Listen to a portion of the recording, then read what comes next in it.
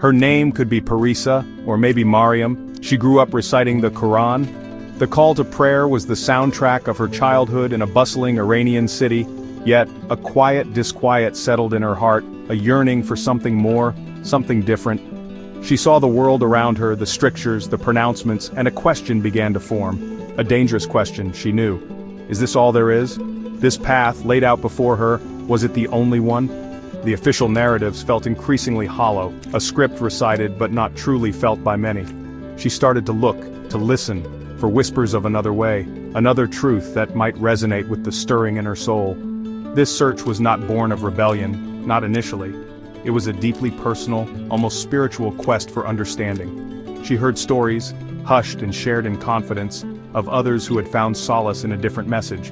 Perhaps it was a dream, vivid and insistent, of a figure offering comfort, or a chance encounter with a satellite television program, broadcasting messages of hope in Farsi, bypassing state censors. These were small sparks in the prevailing darkness of conformity. For Parisa, it was a grainy online video of a Christian service. The music, the testimonies, the talk of unconditional love. It was unlike anything she had known. It spoke directly to that hidden part of her. Her exploration began in the shadows, a secret world navigated with a pounding heart. She found an online Bible, devouring its passages late at night when her family slept. Each word seemed to open a new door. She connected with a small, hidden group of believers online, their anonymity a fragile shield. They shared their stories, their struggles, and their newfound joy. These were not foreign agents as the government often portrayed them. They were ordinary Iranians, teachers, engineers, mothers seeking a personal connection with God. The risk was immense. Discovery meant social ruin, arrest, or worse. Yet the pull towards this new understanding was stronger than the fear. The moment of conversion, when it came, was not a public declaration. It was a quiet surrender in the solitude of her room, a profound sense of peace washing over her. It was a deeply personal revelation. She accepted Jesus into her heart, not as a rejection of her culture, but as an embrace of a love she had never experienced.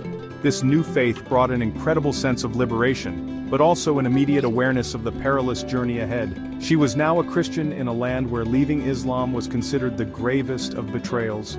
Her joy was tinged with an acute understanding of the dangers that lay before her, a path that would require immense courage and unwavering conviction. For converts like Parisa, the joy of newfound faith is immediately met with a harsh reality. Iran's legal system, while officially recognizing Christianity for historically Christian ethnic minorities like Armenians and Assyrians, offers no such tolerance for those who convert from Islam. Apostasy, the act of leaving Islam, is a crime. Though not explicitly codified for capital punishment in the penal code for all cases, judges can rely on religious edicts to impose severe sentences including death. More commonly, converts face charges like propaganda activities contrary to Islamic law or acting against national security. These vague accusations are used to justify lengthy prison sentences, as seen recently in March 2025, when 3 converts, Abbas Suri, Mehran Shamlui, and Nargis Nasri, who was pregnant, were collectively sentenced to over 40 years. The societal pressure is equally crushing, a constant suffocating weight. Discovery can lead to immediate ostracism from family and friends, the very fabric of one's social existence torn apart. Converts often lose their jobs, their children may face discrimination at school, and they live under the constant threat of being reported by neighbors or even relatives. The pervasive network of informants means that trust is a rare commodity. Every interaction outside their small, trusted circle of fellow believers is fraught with danger. This forces their faith deeper underground into secret house churches, where a handful of believers gather at great personal risk to worship, pray, and study the Bible together. Their homes become sanctuaries but also potential targets. The legal framework is deliberately weaponized against them. Article 500 of the 2021 Penal Code, for instance, is frequently used to prosecute individuals for deviant educational or proselytizing activity that contradicts Islamic law. This allows the state to frame peaceful religious practice as a criminal act. The numbers paint a grim picture. According to reports from organizations like Article 18, which tirelessly documents these abuses, the persecution has surged. In 2024 alone, 96 Christians were sentenced to a total of 263 years in prison, a dramatic increase from the previous year. The Revolutionary Guard's intelligence agents often carry out arrests with brutal efficiency, instilling terror within these communities. Imagine the knock on the door in the dead of night. This is the lived experience for many. Arrests are often violent, followed by grueling interrogations. Converts are accused of being spies, of receiving funds from foreign governments, of attempting to undermine the Islamic Republic. They face psychological torture, solitary confinement, and pressure to recant their faith or inform on fellow believers. The Center for Human Rights in Iran has documented numerous cases of mistreatment. For these individuals, their faith is not a political statement, but a deeply personal spiritual conviction. Yet, in the eyes of the state, it is an act of defiance, a threat to its ideological foundations, and therefore must be ruthlessly suppressed. What compels someone to take such a dangerous path? The reasons are as diverse as the individuals themselves, yet common threads emerge. For many, particularly the younger generation born after the 1979 revolution, there is a profound disillusionment with the state-enforced version of Islam. They see a disconnect between the official rhetoric and the realities of their lives. The perceived rigidity, the lack of personal freedom, and the blending of religion with political power have left many feeling spiritually empty. They are searching for a faith that speaks to their hearts, not one that is imposed by decree. This quest for authenticity is a powerful motivator, driving them to look beyond the familiar. Christianity, particularly its message of grace, forgiveness, and a personal relationship with God, offers a compelling alternative.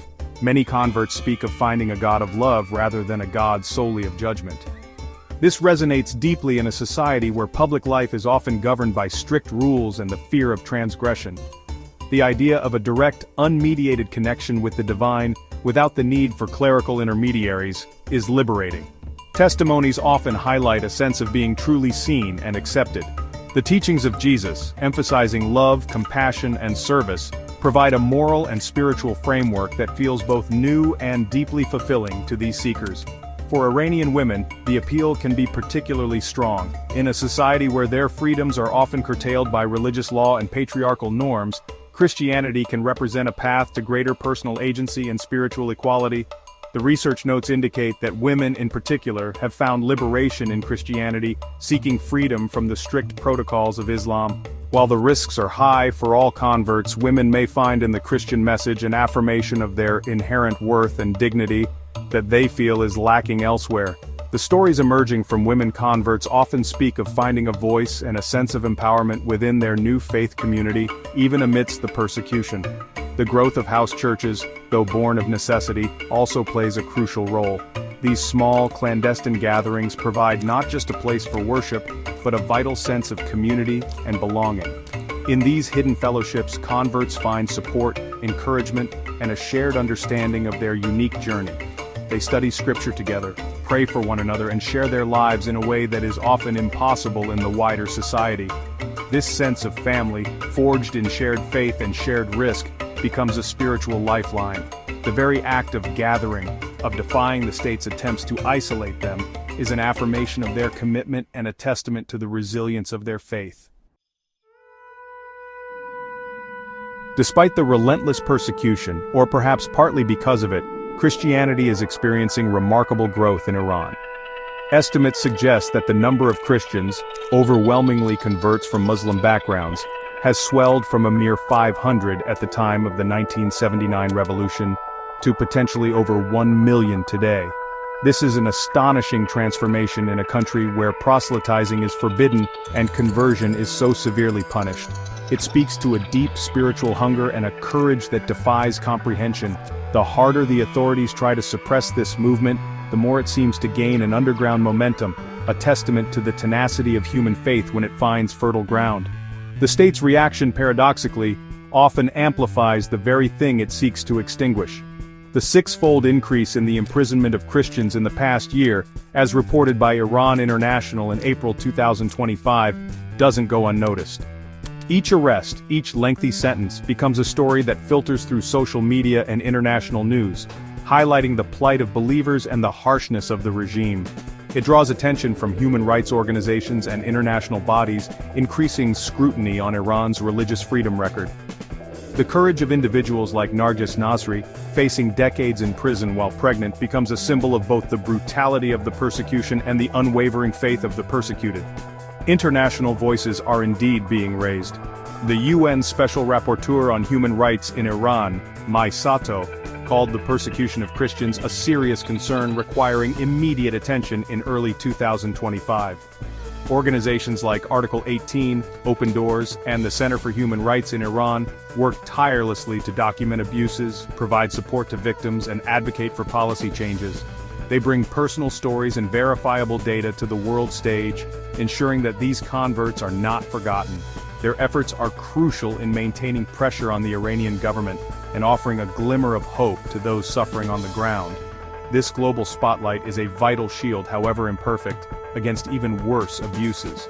Ultimately, the story of Christian converts in Iran is a powerful chapter in the age-old human quest for spiritual freedom and meaning. It underscores a fundamental truth: faith cannot be legislated or extinguished by force. The desire to connect with the divine, to choose one's own spiritual path, is an intrinsic part of the human experience. As Iranians continue to seek personal and societal change, as seen in movements like the one following Mahsa Amini's death, the cry for religious freedom is an inseparable part of that broader call for human rights. The international community must continue to listen, to speak out, and to support those who risk everything for the simple right to believe.